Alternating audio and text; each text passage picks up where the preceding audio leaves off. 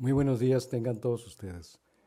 Muchas gracias por llegar puntual y estarnos acompañando nuevamente en este segundo día de nuestras jornadas de nuestra querida sociedad médica. Vamos a adelantar un tema, el doctor Hernández Bautista está en una cirugía y posteriormente nos va a acompañar. Tengo el gusto de presentarles al doctor Luna Pérez David, compañero de hace muchos años. Él estudió en la Universidad Nacional Autónoma de México e hizo su especialidad en Centro Médico Nacional, donde se jubiló hace unos años. Fue expresidente y ha cooperado ampliamente con la sociedad médica. David, esta es tu micrófono. Gracias. Bueno, muchas gracias. Para mí, como siempre, es un placer participar en las actividades, sobre todo académicas, de la sociedad y de este hospital en específico. Agradezco al doctor Fernando Lara Soto haberme tomado en cuenta para el festejo de este 50 aniversario. Y bueno, me pidió que dividiera mi plática en dos, en un tema científico que a lo mejor para algunos sonaría un poco ya trillado, sin embargo, en la vida real, conforme voy a empezar a dar la plática, vamos a ver que no es tan trillado, porque pues en la vida real seguimos viendo que no hay un consenso entre los que no son cardiólogos y aún entre los cardiólogos para el diagnóstico y el tratamiento oportuno del infarto agudo del miocardio. Y la otra parte me pidió que hablara un poco acerca de nuestra gestión en el bienio 2018-2019. Tenía yo puesta la plática de tal forma que empezara yo con el bienio, pero viendo cómo han sido las demás ponencias, me voy a adelantar y voy a empezar por el tema científico y posteriormente regresaré al tema del bienio, que no nos llevará mucho tiempo. Ok, ¿por qué es importante hablar de infarto agudo del miocardio? A la fecha, México sigue teniendo la mayor mortalidad por infarto agudo del miocardio entre los países de la Organización para la Cooperación y el Desarrollo Económico. Independientemente de lo que la catástrofe mundial que nos causó COVID, tanto durante y ahora después de la pandemia, que no ha pasado completamente, pero bueno, estas siguen siendo de las principales causas de morbimortalidad, los eventos cardiovasculares y cerebrovasculares, y favorecidos principalmente por todos estos problemas de factores de riesgo que no hemos logrado controlar. A pesar de que se ha propugnado mucho por la prevención en todos lados, es algo de lo poco bueno que hacen nuestros legisladores, por ejemplo, pues es hace muchos años ya evitar las áreas de tabaquismo activo.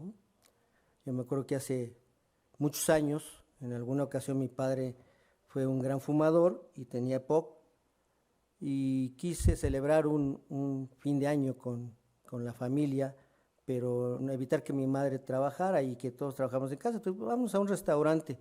En todo México no encontré un solo restaurante donde pudiera yo estar con mi padre en un área de no fumar, en ese entonces.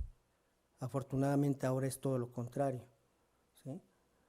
Porque mientras antes los fumadores tenían todo el privilegio de ocupar todas las zonas en cualquier lado, ahora ya no es así. A pesar de legisladores que se opusieron sin saber todo el daño que le causan a los que no somos fumadores, ¿verdad? Y bueno, este estudio que se llama RENACICA es un estudio hecho en México, con población obviamente mexicana, donde nos habla de los principales factores de riesgo que a pesar de estos cambios en la legislación siguen siendo predominantes, como son el tabaquismo, la hipertensión arterial, la diabetes y la dislipidemia.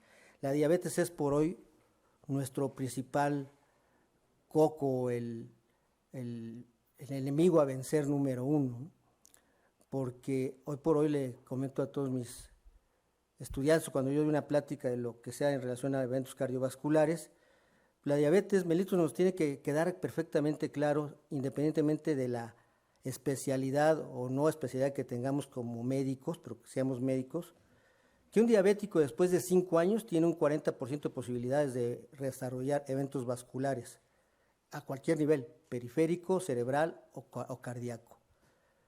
Obviamente, mientras menos controlado esté, pues es más rápido el riesgo de que haga estos eventos, ¿sí?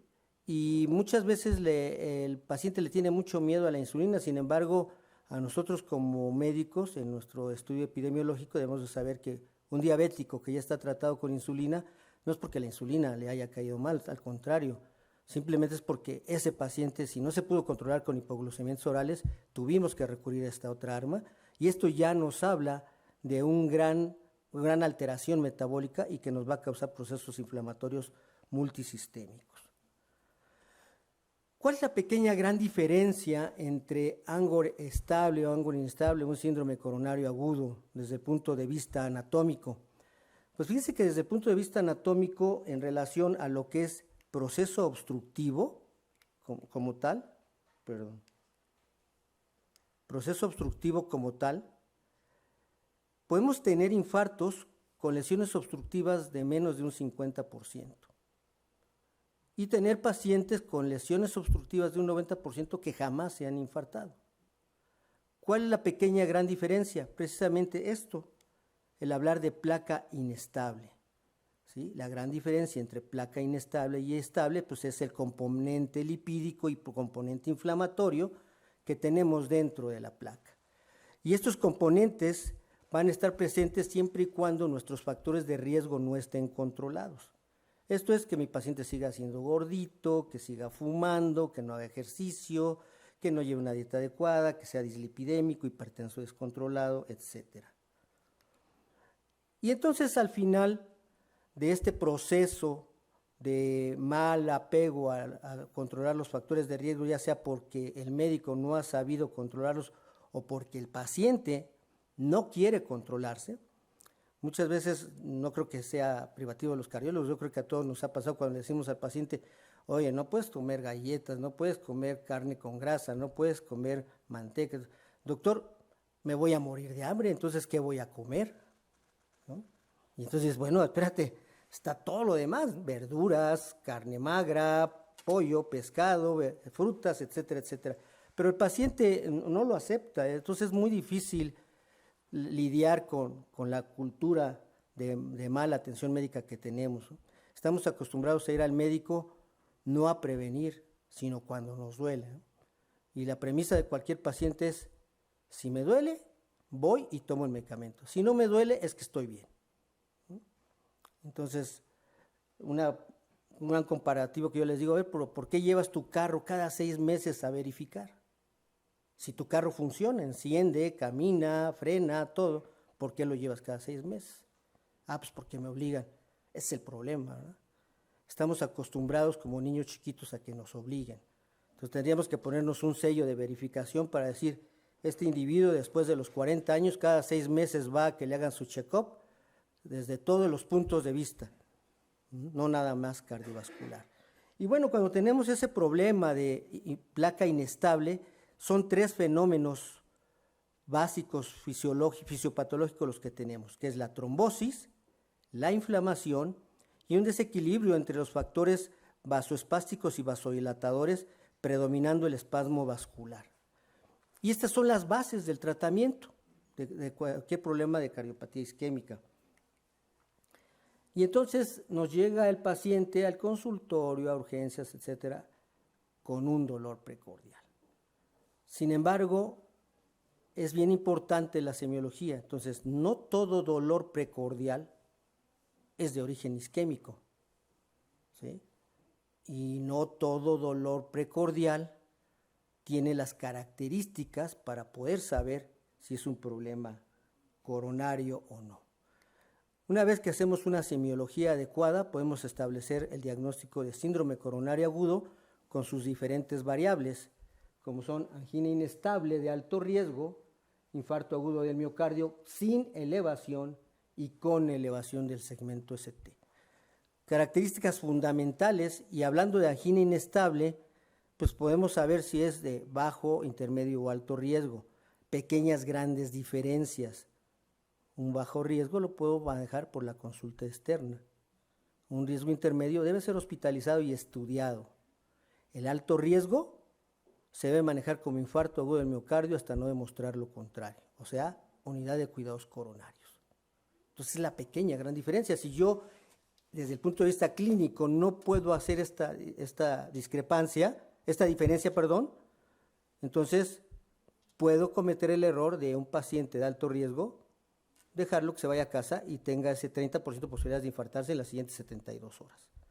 O ingresar a un paciente innecesariamente y exagerar en los gastos, que este también es otro tema importante, hablar del gasto inadecuado.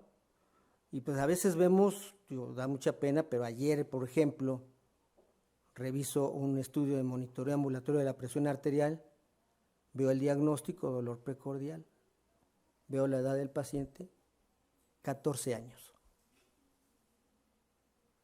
No sé qué piensan ustedes. A mí me da pánico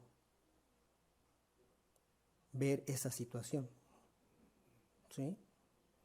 En una plática que hubo en la semana pasada les decía yo acerca de el empecinamiento terapéutico de los pacientes de EBC, que decía el que estaba exponiendo. Podemos abatir la mortalidad, echamos todas las ganas, todo eso, sí, va a quedar muy limitado funcionalmente, pero vivo. Pues, ¿para qué quiero estar como vegetal vivo si estoy como vegetal? Mejor déjame morir. Tengo que tener una muerte digna. También hay empecinamiento de mala praxis médica. La verdad es que ayer me dio pánico ver esa situación, pero bueno. El diagnóstico de síndrome coronario agudo, llámese infarto o angina inestable de alto riesgo, va a tener 4 bases: clínicas, bioquímicas, electrocardiográfico y por imagen. Aquí la situación de los grandes errores es qué importancia y qué traducción y cómo interpreto cada uno de estos. Hoy por hoy, y no solamente en cardiología, sino en toda la medicina, la clínica es la mandatoria. La escuela francesa sigue siendo el pilar de lo que es una adecuada evaluación médica. Y en el tipo de dolor, ahí está la clave para decir si este paciente es isquémico o no es isquémico. Causas desencadenantes, causas que lo disminuyen, las irradiaciones específicas, los síntomas asociados, la duración. Obvio, antes que esto, una buena historia clínica que no nos lleva más que 2 minutos preguntarle: ¿eres diabético? ¿Eres hipertenso? ¿Eres dislipidémico? ¿Fumas? ¿Sí o no? ¿Sí o no? ¿Sí o no? ¿Qué tomas de tratamiento? ¿Y cuándo fue la última vez que te hiciste exámenes de chequeo? Me llevo 3 minutos, no más. Y basándome en esto, lo fundamental clínicamente para saber si un paciente tiene un síndrome coronario en relación al tipo de dolor, un dolor con características típicas de isquemia que dura 20 minutos o más, es infarto agudo del miocardio hasta no demostrar lo contrario. Señor, ¿desde cuándo le duele? Desde hace 3 semanas. Y me duele todo el día. Ok, te duele todo el día. Ya no es infarto, ¿verdad?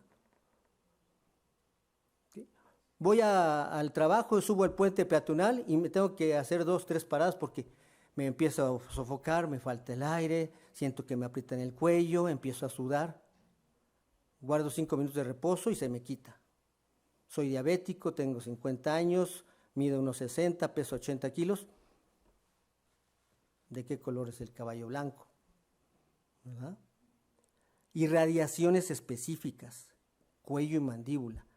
La gran mayoría de mis pacientes referidos son dolor precordial que se va al brazo izquierdo. Eso es lo más inespecífico. Debemos recordar que las dermatomas que llevan la inervación del área precordial es la misma que lleva la inervación del esófago, del estómago, del cuello y del corazón. Entonces todos estos órganos se confunden fácilmente ante un dolor precordial. ¿Sí? Hoy por hoy una de las patologías con más frecuencia que yo tengo que hacer diagnóstico diferencial es hernia hiatal. La hernia hiatal nos causa una esofagitis y el dolor por esofagitis tiene 80% de características muy parecidas a las de una angina. Grandes diferencias, las irradiaciones. La esofagitis no se irradia a cuello a pesar de esto. Sí me da palpitaciones, pero lo más importante, no me da disnea, no me da diaforesis, ¿sí? Ni otros síntomas asociados. Ahí están los puntos claves para decir si el paciente es isquémico o no es isquémico. Recuerdo ahorita al maestro Kraus, que era diabético, todos lo recordamos, aparte de su sapiencia histórica y como médico, arqueológica sobre todo, que era un erudito al respecto, era una verdadera enciclopedia, pero era muy recto el doctor en toda su persona, diabético de larga evolución, muy bien controlado. Y un día va al banco, al cajero automático, sin mayor estrés, sale, y al salir, de repente dice, no sé si fue el aire acondicionado, me oprimió el pecho, sentí que me ahogaba, empecé a sudar, pero duró 5 minutos. Acudió a consulta con el doctor Alfonso Fajardo, le tomó un electro, cambios en toda la cara anterior. Pero se sentía bien ya. Le hicimos un ecocardiograma y, oh sorpresa, fracción de expulsión del 30%. Asinesia toda la cara anterior, un bloqueo avanzado de rama izquierda. El doctor se nos infartó yendo al banco sin hacer ningún esfuerzo de gran magnitud, pero era diabético de muy larga evolución y aparentemente bien controlado. Por circunstancias personales, el doctor decidió ya no hacerse estudios, que no estuvo mal. La verdad es que con manejo médico lo mantuvimos varios años más, con una función renal limítrofe. Y bueno, acabó en la historia natural de estos pacientes, tuvo muerte súbita, pero una muerte súbita muy bonita en su casa, sentadito, muy tranquilo, ojalá a mí me pasara algo así, si el día que me suceda, ¿no? Pero bueno, estuvo muy apegado con el tratamiento y yo creo que fácil nos duró 5 años más, con una muy buena clase funcional, tan buena que no dejaba de venir aquí a todos los eventos y todavía nos dio algunas pláticas de mi gestión. Me dio el honor de darme una plática acerca de lo que él sabía. Pero esos son los antecedentes que tenemos que ver en cada paciente. La evaluación inadecuada que hacemos en urgencias nos da un falso de diagnóstico de 1 al 5% de los casos. Y lo que les decía hace un momento, ¿no? Ingresos innecesarios y prolongados hasta en un 50% de los casos cuando no hacemos una anamnesis del cuadro clínico y no tomamos en cuenta la historia clínica. ¿Sí? Entonces, paciente de 20 años que me llega con dolor precordial al servicio de urgencias el viernes en la noche con estado etílico, digo, por favor, 1000 causas pueden ser, ¿no? Claro que si al joven o a la señorita le veo la naricita blanquita, escoriaciones, polvito por ahí, bueno, entonces existe algo que se llama síndrome coronario no asociado a aterosclerosis y que es causado por sustancias psicotrópicas, ¿sí? Específicamente cocaína, marihuana, etcétera, etcétera, ¿no? Que por cierto dicen los legisladores que la marihuana no hace daño, que por eso la autorizaron, pero bueno, pues los quisiera ver cuando tuvieran un espasmo coronario y una trombosis. Sin embargo, también existen pacientes con síndrome coronario sin dolor, que es lo importante, y ahí es cuando el médico tiene que hacer uso de su experiencia. 20 al 60% de los pacientes con infarto pueden presentarse sin dolor. ¿En quiénes? 3 grupos de pacientes, bueno, uno de ellos está asociado al otro, que son los diabéticos por complicaciones de neuropatía.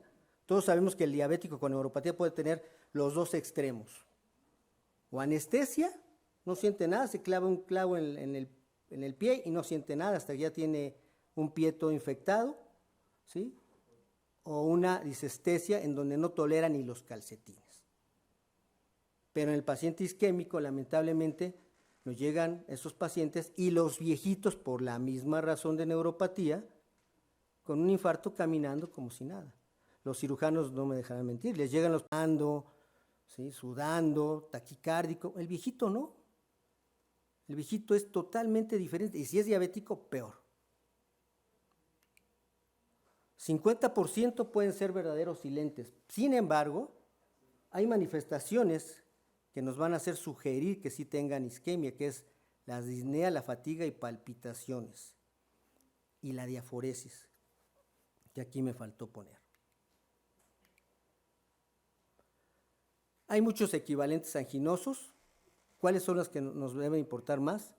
Disnea, diaforesis y palpitaciones. Y no cometamos el grave error que siempre decimos: disnea, sí, se cansa. Se cansa porque tiene 70 años. No, señor, se cansa porque es un equivalente anginoso. Si el paciente es diabético, hipertenso, dislipidémico, ese es un equivalente anginoso. Y si tienes un electro alterado, peor. ¿Sí? Entonces, este es el fundamento del diagnóstico de cardiopatía isquémica, totalmente clínico. El segundo elemento, el electrocardiograma. Bueno, uno diría, pues sí, isquemia, lesión y necrosis. Tenemos un orden de aparición, primero la isquemia, luego la lesión y finalmente la necrosis, cosa que es diferente desde el punto de vista tisular. Desde el punto de vista tisular, lo primero que tenemos es lesión, después isquemia y finalmente necrosis. Pero desde el punto de vista de fisiopatología, de acuerdo a la evolución de la cascada isquémica, lo primero que yo tengo cuando tengo una arteria coronaria obstruida es disfunción diastólica. Entonces empiezo a tener disnea por aumento de la hipertensión venosa capilar pulmonar. Quizá en ese momento todavía no tenga ni dolor y mucho menos cambios electrocardiográficos, pero clínicamente lo puedo detectar. ¿Cómo? Por ese aumento de la presión diastólica final y que a la auscultación voy a encontrar un cuarto ruido o contracción auricular que normalmente no escucho. Entonces el electro es fundamental, pero ¿qué creen? El electro no es específico. Tiene 45% de sensibilidad y 55% de especificidad. Desde el punto de vista práctico, ¿qué es? Un volado. 50% de mis pacientes pueden tener isquemia y el electro normal, 50% pueden tener el electro alterado en forma inespecífica y no tener nada. En estos 2 años hemos aprendido muchas alteraciones electrocardiográficas con los pacientes de COVID. Hemos tenido muchos cuadros de miocarditis y de pericarditis post-COVID y que se presentan de un mes en adelante, con cambios típicos del electro de isquemia, y lo que tenemos es una miocarditis post-COVID. Manifestaciones, dolor precordial y taquicardia, disnea, nada más. ¿Okay? Y entonces ahí sí son gente joven o gente de cualquier edad, pero que tuvieron la antecedente COVID. Aquí lamentablemente a principio del año, paciente muy joven, 54 años, deportista, se pone la vacuna Astra, no fumaba, no hacía nada, totalmente sana. Se pone la vacuna de Astra y un mes después empieza con disnea. La ven en otro hospital, le empiezan a estudiar, miopericarditis, pero con daño miocárdico severo, fracción del 20 y tantos %. Nos llegó aquí, le dimos aciatropina, esteroides, todo, salió adelante, bastante bien, pudimos prolongar su vida 4 o 5 meses y lamentablemente tiene muerte súbita por arritmia ventricular. O sea, hay muchas causas que nos pueden semejar síndrome coronario. Lo que tenemos que hacer es considerar que el electrocardiograma tiene muchos inconvenientes. Trastornos electrocardiográficos como son los síndromes de preexcitación nos pueden dar falsos positivos. Bloqueos de rama, 2 grandes bloqueos de rama, bloqueo de rama derecha, bloqueo de rama izquierda.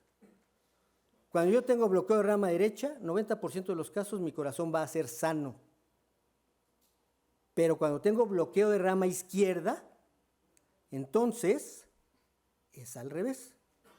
90% de mis pacientes van a tener una cardiopatía. Entonces, bloqueo de rama izquierda no es igual a cardiopatía isquémica.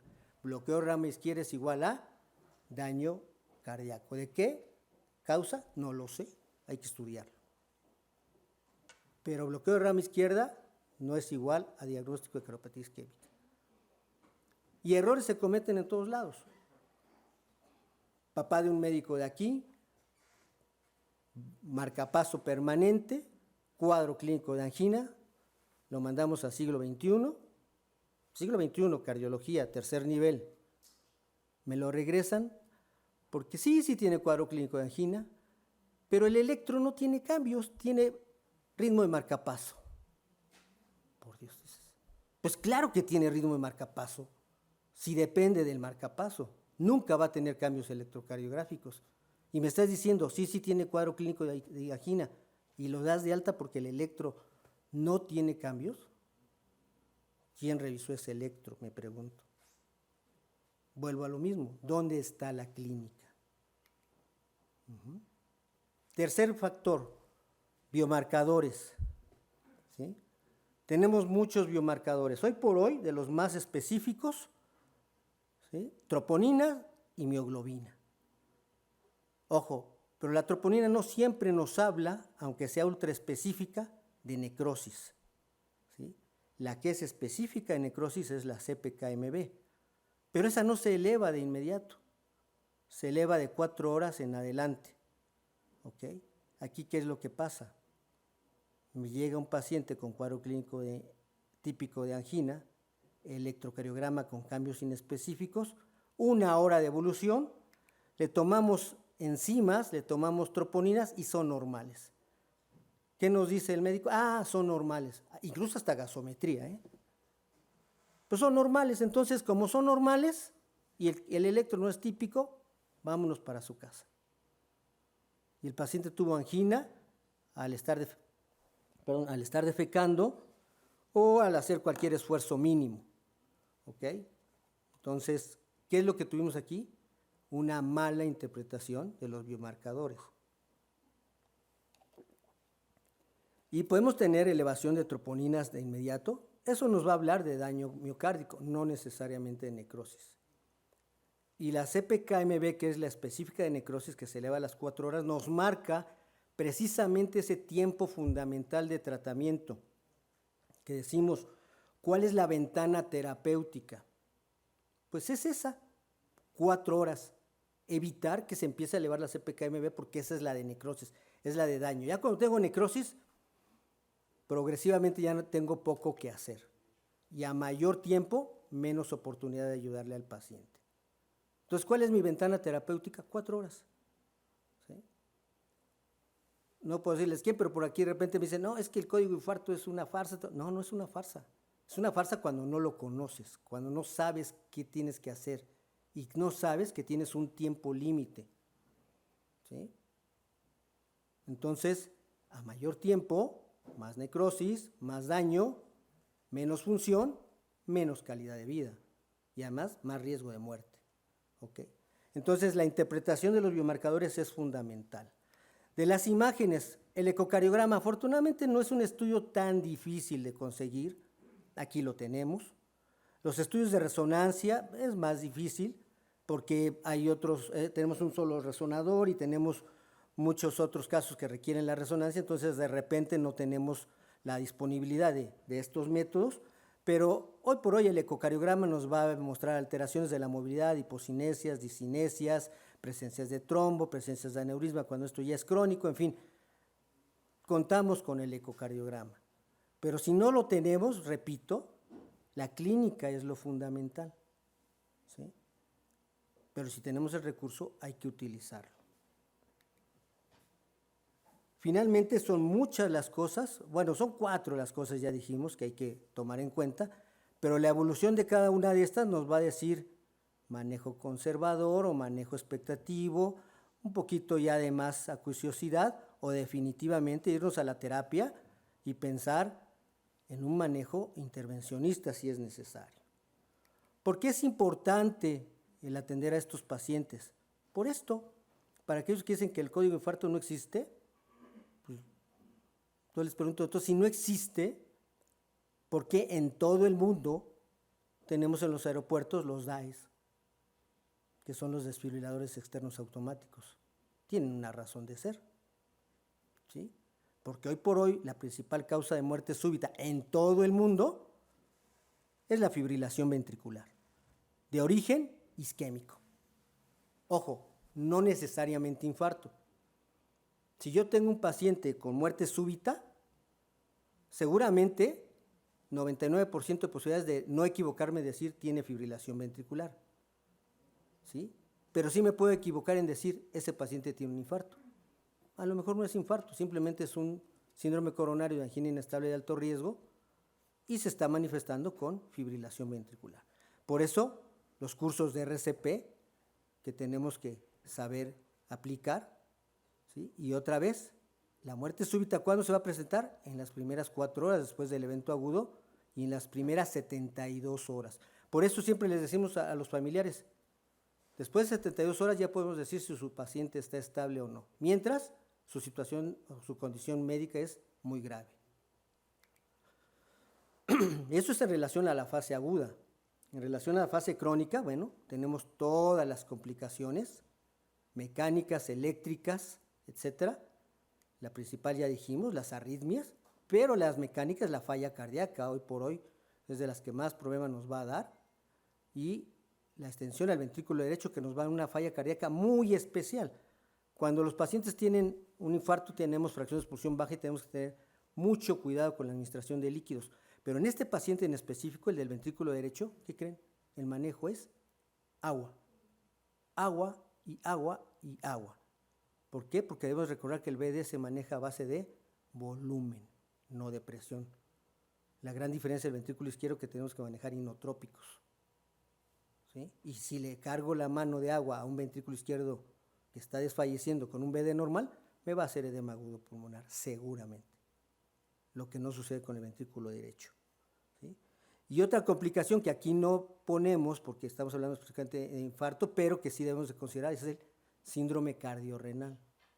Hoy por hoy el riñón es uno de los órganos que más se afecta cuando yo tengo daño de la función de bomba, ¿sí? Y finalmente esto nos da la situación de saber en qué momento tengo que atender a mi paciente y cómo lo tengo que atender. Tengo 2 opciones de tratamiento. Tratamiento farmacológico con trombolisis o tratamiento intervencionista. Estos minutos que me ponen aquí, hace algunos años decíamos que era el tiempo óptimo o la ventana terapéutica, ¿sí? Sin embargo, conforme ha avanzado el tiempo, hemos visto que el tiempo óptimo es desde que empieza el paciente con los síntomas, ¿sí? Al final, esos 30 y 90 minutos, en la actualidad sabemos que es el tiempo en donde el hospital, a donde llega mi paciente, tiene la capacidad para atender a ese paciente, que tiene todos los recursos físicos, técnicos y humanos para poder atender a ese paciente. Y estoy hablando de todos los recursos desde el momento en que el paciente llega a la puerta hasta que entra al servicio de hemodinámica o a la unidad de cuidados coronarios. Y llega a la puerta, me refiero al joven que lo está recibiendo, ¿sí? Al joven de admisión, que no tiene ningún conocimiento de medicina, pero simplemente con que le digamos, oye, si te llega un paciente con dolor de pecho, y si ya lo ves grande, no lo hagas esperar, no le digas, tiene la ficha 5, ¿qué cree? Antes de usted hay 4 más, ese tiene que pasar de inmediato, pero se lo tenemos que enseñar, ¿sí? Y creemos que con que digamos código infarto y anunciemos en un voceo o pongamos en un chat código infarto, ya con esto tenemos un código infarto. Eso no es código infarto, ¿sí?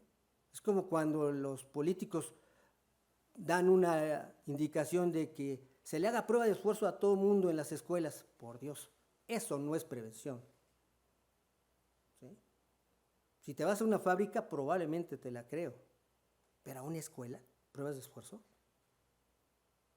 Esa es la situación de dar una indicación cuando la ignorancia nos está ganando.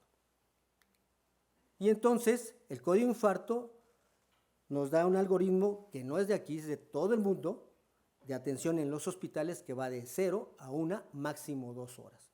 O sea, en 2 horas, llegando el paciente al hospital, yo le tengo que resolver el problema. Si puedo tomar la decisión de 30 minutos para la trombolisis, excelente. 90 minutos para intervención coronaria percutánea, sería lo ideal. Pero tengo 2 horas. E iniciar el tratamiento de lo que es un código rojo. Habíamos hablado de 3 fenómenos fisiopatológicos: inflamación, vasoespasmo y trombosis. Esa es la base del tratamiento. ¿Con qué le voy a quitar el dolor al paciente? Con analgésicos y nitratos, sobre todo favorecer la vasodilatación, ¿sí?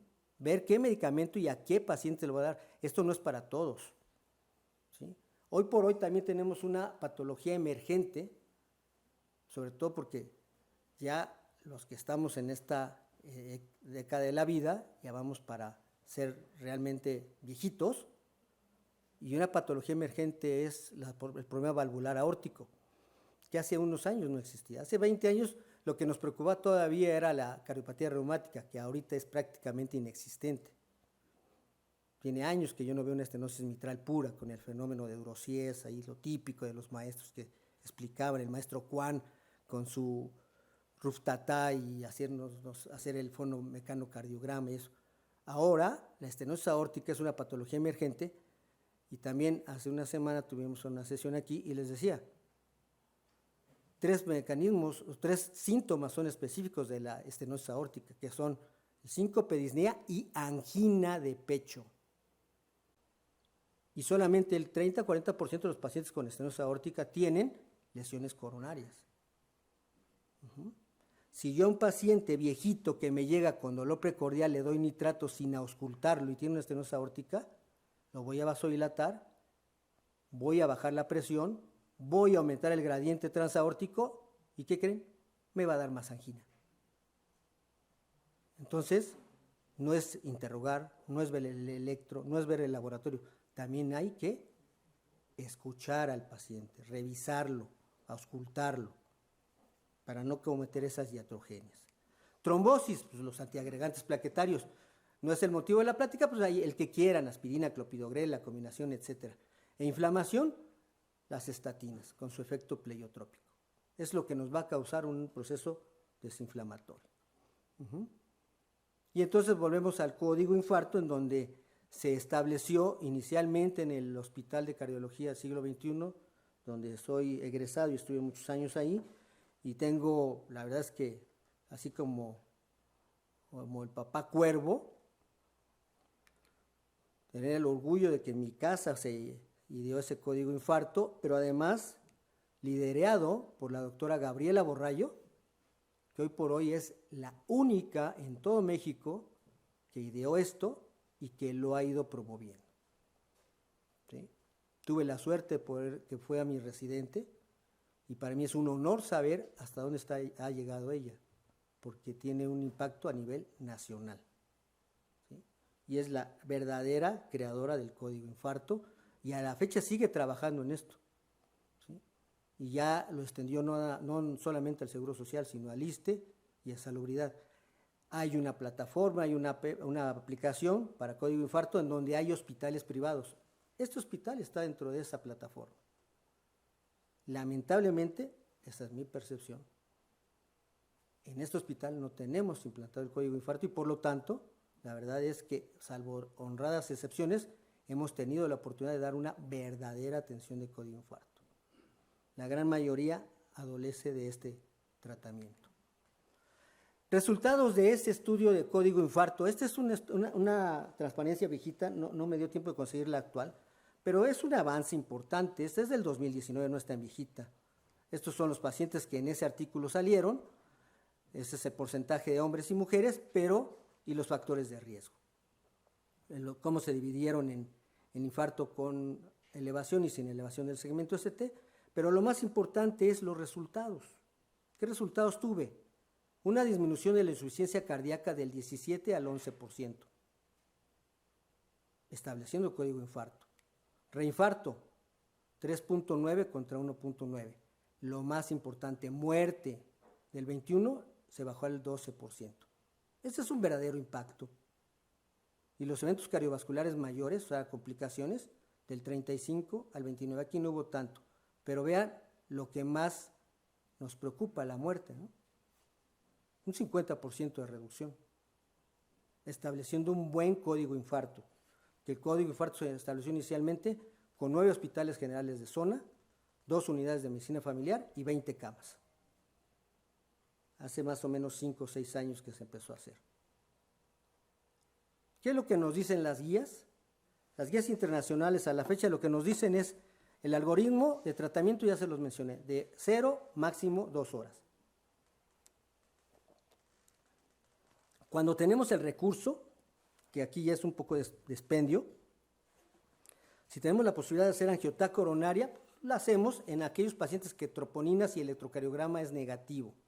y el cuadro clínico es sugestivo y tiene factores de riesgo. Pero no es una indicación absoluta, entonces, y además es un estudio bastante caro. En pacientes con riesgo de sangrado hay que evaluar bien el tipo de tratamiento antiplaquetario, ¿sí? Sobre todo porque hay unos como Prasugrel que nos favorecen mayor sangrado que otros y para esto yo debo de conocer la anatomía coronaria, igual que la administración de Rivaroxaban, que es un anticoagulante directo. El uso de troponinas de alta sensibilidad debe ser usado de acuerdo a las guías de algoritmos de 0 a 2 horas. No se recomienda el uso de la CPKMB por lo que ya dijimos, se eleva a las 4 horas y nos habla de necrosis, ¿sí? La terapia invasiva, ¿en quién vamos a hacerla? Todo paciente que llegue con 24 horas con infarto agudo del miocardio, con o sin elevación del segmento ST, cambios dinámicos del ST, nuevas alteraciones en el ST, o que tenga un score de riesgo de Grace arriba de 140. O tengamos un paciente con angina que no sea infarto, pero con una isquemia positiva de alto riesgo, o enfermedad arterial coronaria severa diagnosticada, o por angioTAC, o por una prueba inductora de isquemia que sea de alto riesgo. ¿Qué es una prueba de alto riesgo? Paciente que hace angina con una prueba de esfuerzo positiva en la primera o segunda etapa de Bruce o un automodificado, o un ecodobuta con bajas dosis de dobutamina.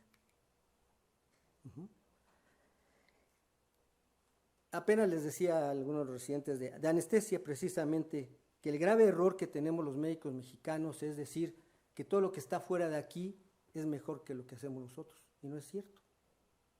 El grave error es que nosotros no escribimos nada y no hacemos nada para publicar o para cacarear lo que hacemos. Esto lo saqué del chat que tenemos en este hospital de código infarto. En lo que va del año, fíjense, 10 llamadas, 10 mensajes de código infarto. En un hospital que está catalogado como adecuado para código infarto, esto es nada. Y de esos pacientes de código infarto, vean cuántas falsas hemos tenido. Pacientes que tenían 4 días de dolor, 3 días de dolor, pacientes que habían tenido EBCs previos, pacientes que tenían insuficiencia renal. ¿Sí? De esos, solamente 3 tuvieron certeza, tanto clínica y que no tuvimos ningún retraso en el tratamiento. Se pasaron a cateterismo y fue perfecto. ¿Sí? El electrocardiograma diagnóstico solo fue positivo en 4 pacientes de 10 llamadas. ¿Sí? Si esto lo publico, este hospital automáticamente queda fuera de una certificación para código infarto. Y es de aquí, es de casa, no está inventado. Consejos que les quiero dar. Los resultados de biomarcadores no deben retrasar el tratamiento de la reperfusión. Es lo menos específico. El más específico es el clínico. Las primeras 4 horas habitualmente son normales. Tengo una ventana terapéutica que va de 4 a 6 horas como ideal, pero si a las 12 horas mi paciente sigue con angina o tiene datos de falla, hay que entrar a cateterismo. El tiempo óptimo de perfusión puerta aguja, que se le llama, 30 minutos para trombolisis, puerta balón, 90 minutos para angioplastía primaria. Sigue siendo valedera. No es el tiempo óptimo para quitar el infarto o para disminuir el daño del mismo. Es el tiempo de acción en el hospital. ¿Sí? Y bueno, pues lamentablemente nos pegó la pandemia. Y aquí sí no sé cómo hacerle para que esto corra.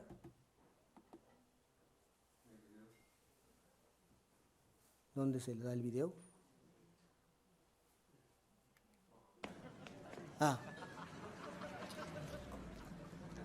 La pandemia es una realidad.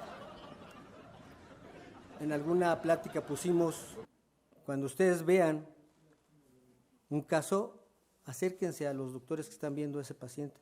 Acérquense al doctor Ochoa, a la doctora Matus, a un servidor, a todos los que vemos pacientes en urgencias, porque lo que hagamos nosotros con esos pacientes, eso muchas veces es lo que no está en el libro y es lo que se debe de hacer. O aplicamos lo que nos costó mucho trabajo leer en 10 minutos. Tienen esa suerte, tener gente con tanta experiencia que todo lo que han visto en 10 minutos lo podemos aplicar. Pues muchas gracias en relación a esta parte de la plática.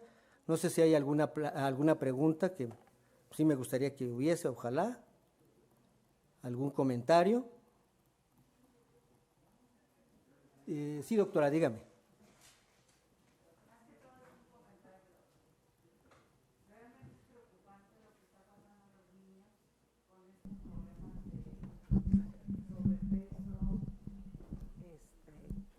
El sobrepeso, el estrés continuo por el acoso escolar, y bueno, algo que a mí siempre me ha preocupado es que llegan a la consulta los niños con dislipidemia a temprana edad, con HDL por abajo de 30, y entonces dice uno, bueno, pues esto es genético, ¿no? Pero ¿qué tanto está influyendo el estrés, la alimentación, la vida sedentaria de los niños? Porque ahora ellos no pueden salir a jugar, ¿sí? El niño regresa de la escuela y regresa a aprender el videojuego, la televisión y a comer chatarra.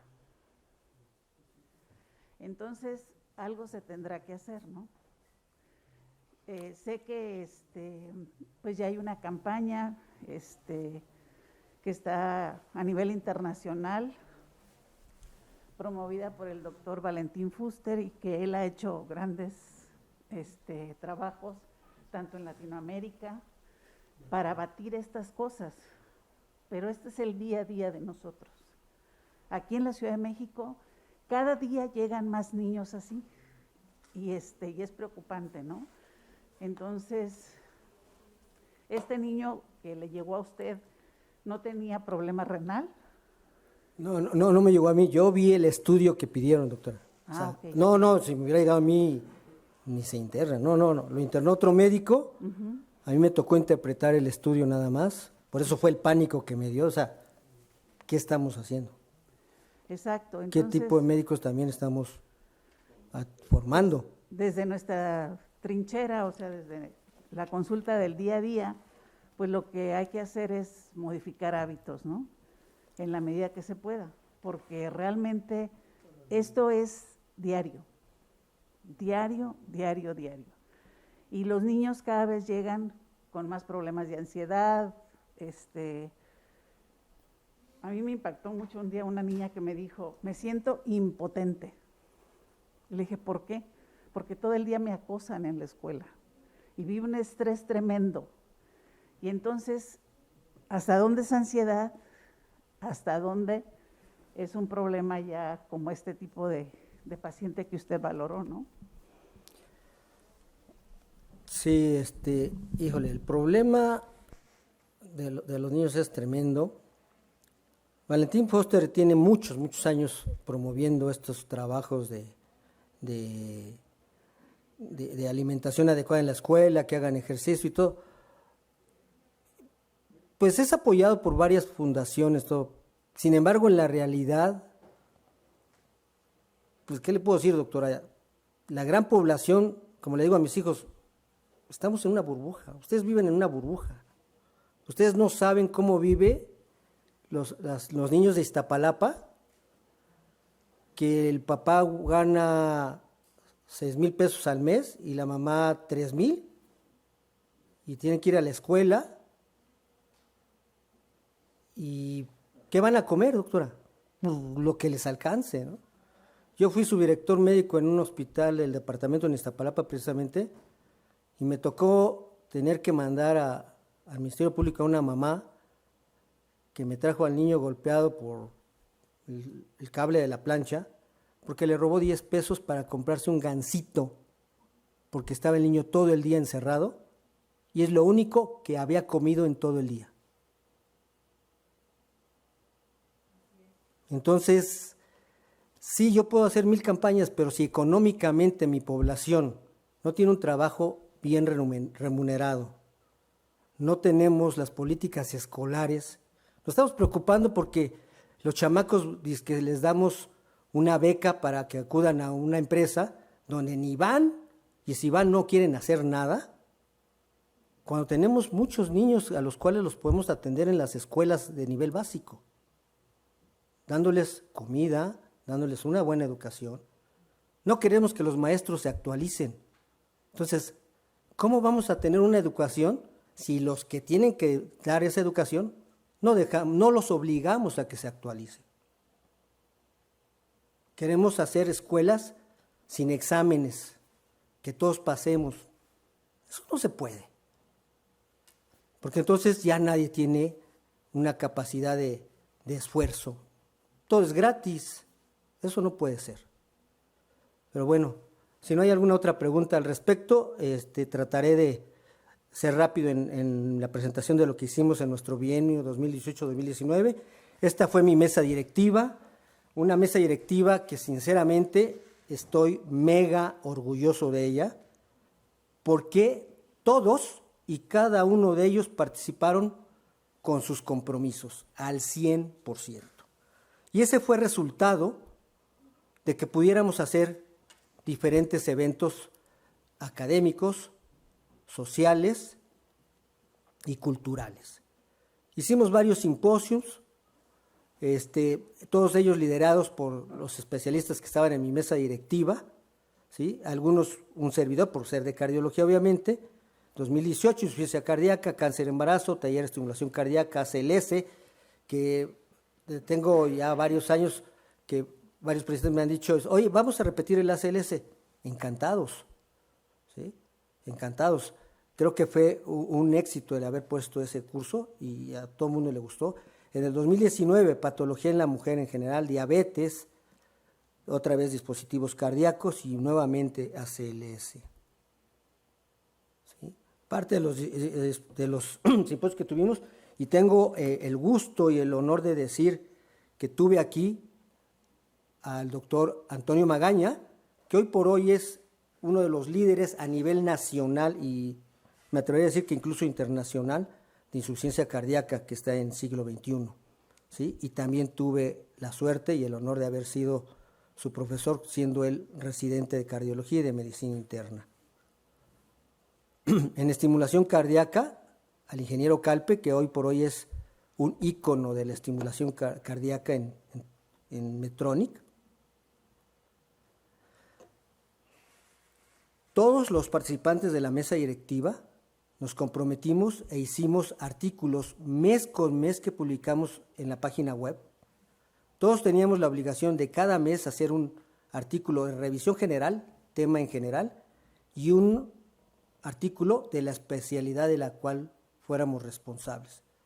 Y no fallamos mes con mes desde 1 de enero del 2018 hasta diciembre del 2019.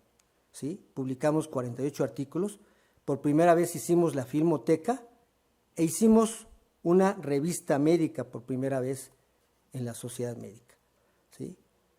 Estas son parte de las portadas de esas revistas médicas que hicimos. Todos estos fueron los colaboradores.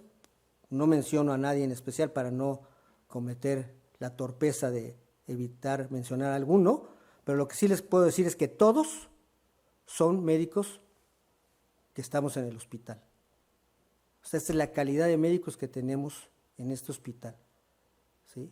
Todos con la capacidad para poder publicar lo que sea de acuerdo a su expertise, ¿sí? Las sesiones académicas, múltiples sesiones, la verdad es que no vale la pena mencionar alguna en especial, todas fueron muy buenas, del 2018, 2019, 18 también las culturales, ¿sí? Tanto musicales, sociales, una excelente que estuvo, que fue la de Aprendamos a enseñar ajedrez, en donde Alejandro Ferriz, Andrés Ferriz, que es el titular de la Escuela Nacional de Ajedrez de México, nos vino a dar esa plática y nos habló acerca de la motivación y cómo influye el ajedrez en la capacidad de aprendizaje de los niños. ¿Sí? ¿Sí? Los niños que estudian ajedrez tienen una capacidad totalmente diferente a los demás en relación al análisis que pueden hacer en su vida diaria. Las académicas del 2019, ¿sí? Todas también de mucho interés. Las culturales del 2019, ¿sí? Musicales, sociales, culturales. Agradezco específicamente al doctor Germán, que la gran mayoría de las musicales, él fue el responsable de apoyarnos con todas estas sesiones, ¿sí? Y aquí nos encontramos incluso a gente que no me hubiera imaginado, el doctor Romero Zárate, por ejemplo, que resultó ser un gran poeta, nos vino aquí a recitar 1 hora acerca de todos los poemas que él ha escrito, con acompañamiento musical, una velada excelente. Los festejos habituales del Día de las Madres, en este caso aquí en el restaurante del Lago, con unos imitadores, y las señoras afortunadamente pasándola muy bien.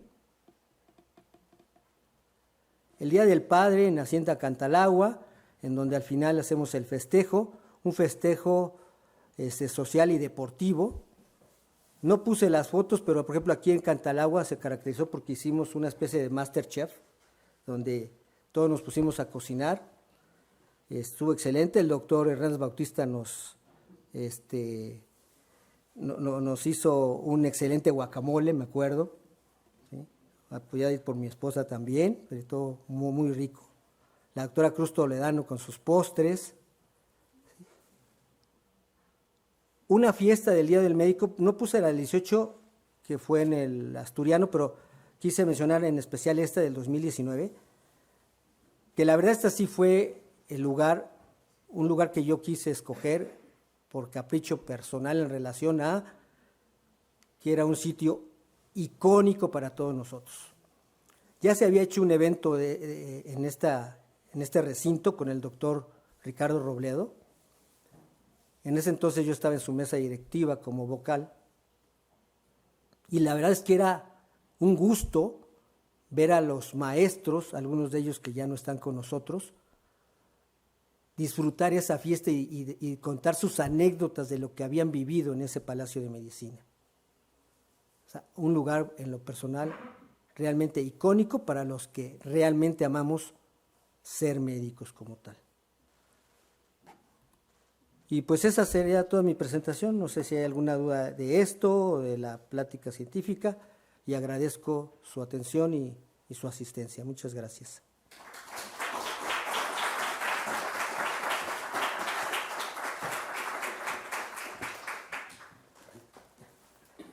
Muchísimas gracias, David. Ha sido un paseo por tu bienio, pues precioso, pero fue más impresionante lo que nos presentaste acerca del infarto miocardio, y nos deja muchas inquietudes y también muchos retos que deberemos de seguir, y creo que ha sido una brillante presentación. Te lo agradezco muchísimo. A nombre de la Sociedad Médica, ha sido un excelente ponente para el día de hoy. Te lo agradecemos con un pequeño diploma y con una estatina que te va a ayudar a estar muy, muy bien. Muchas gracias. Pues muchísimas gracias. Nuevamente un aplauso para el doctor René. Gracias. David, padrísimo. Muchas gracias.